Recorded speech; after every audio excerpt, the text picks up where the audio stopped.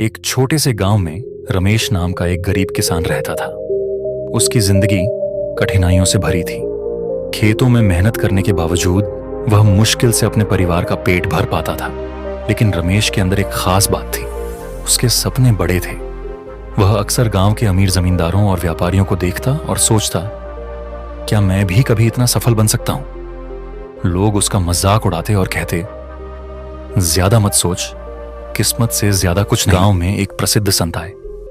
रमेश उनके पास गया और बोला, गुरुजी, मैं अमीर बनना चाहता हूं, लेकिन मेरी किस्मत ही खराब है।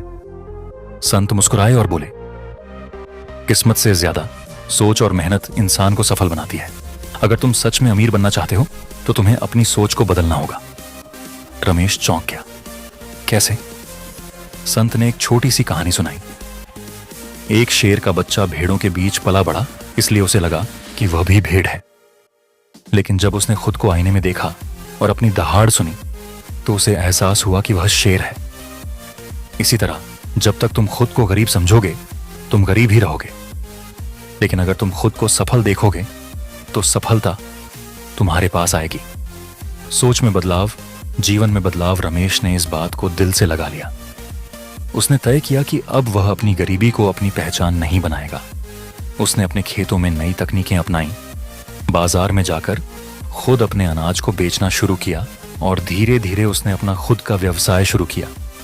जब उसके दोस्त आराम कर रहे होते वह नई चीजें सीखता। जब लोग असफलता से डरते वह नए अवसरों की तलाश करता। कुछ सालों में रमेश गांव के सबसे सफल किसानों में से एक बन गया। अब वही लोग जो उसका मजाक उड़ाते थे उसकी तारीफ करने लगे।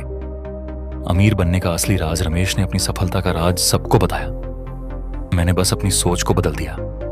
मैंने खुद को गरीब मानना छोड़ दिया और अमीर की तरह सोचना शुरू कर दिया। फिर मैंने वैसे ही काम करना शुरू किया और सफलता अपने आप मेरे पास चली आई।